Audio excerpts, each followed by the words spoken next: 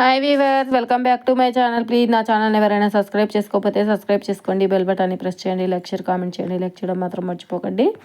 ప్రతి వీడియోలో చెప్తూనే ఉన్నాను కదా, మీరు లైక్ చేయడం వల్ల నా ఛానల్ మరికొందరికి రీచ్ అవుతుందండి. ఈరోజు నేను క్యాబేజ్ పకోడీ చేయబోతున్నానండి. ఇంకా ఇప్పుడైతే వర్షాలు పడుతున్నాయి కదా, ఇలా వేడివేడిగా ఏదైనా తింటే చాలా సూపర్గా ఉంటుంది. ఇంక ఇప్పుడైతే మనం ప్రాసెస్లోకి అయితే వెళ్ళిపోదామండి.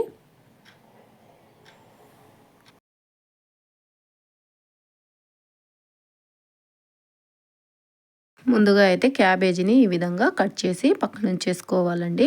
ఇంక ఇప్పుడు ఇందులో అయితే స్పైసెస్ యాడ్ చేద్దాం. అల్లం వెల్లుల్లి పేస్ట్ 1 స్పూన్, ఒక 2 స్పూన్స్ కారం, రుచికి సరిపడా సాల్ట్, ఇందులోనే గరం మసాలా ఇష్టం ఉంటే వేసుకోవచ్చు, లేదంటే స్కిప్ చేసేయండి. వేయడం వల్ల టేస్ట్నెస్ అనేది వస్తుందండి.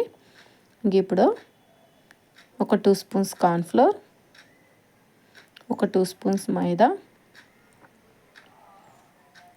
వేసేసి బాగా కలిపేసుకోవాలండి. ఇందులోనే కొంచెం రెడ్ ఫుడ్ కలర్. ఇంక ఇప్పుడైతే మొత్తం మిక్స్ చేసేసుకో, కొంచెం వాటర్ అనేది యాడ్ చేసి మొత్తం కలిపేసుకోవాలండి. ఇవి లూజ్గా మాత్రం చేయకూడదండి. పకోడీకి ఎలా కలుపుతామో అలా కలిపితే సరిపోతుందండి.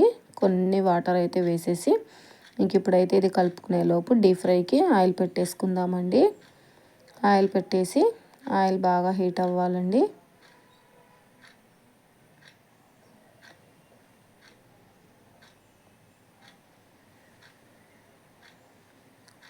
ఇంకొంచెం ఆయిల్ అయితే వేస్తున్నానండి. ఇంక ఇప్పుడైతే డీప్ ఫ్రై అయిపోయిందండి.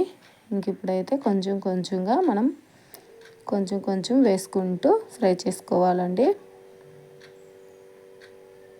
ఇది వాన పడేటప్పుడు తింటుంటే చాలా హ్యాపీగా ఉంటుందండి.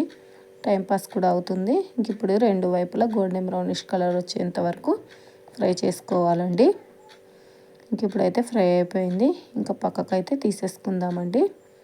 ఎంతో టేస్టీగా ఉండే మన క్యాబేజ్ పకోడీ అనేది రెడీ అయిపోయిందండి. ఇది పప్పులోకి కానీ చారులోకి కానీ దేంట్లోకైనా చాలా సూపర్గా ఉంటుందండి. మీరు కూడా ఇంట్లో ట్రై చేయండి.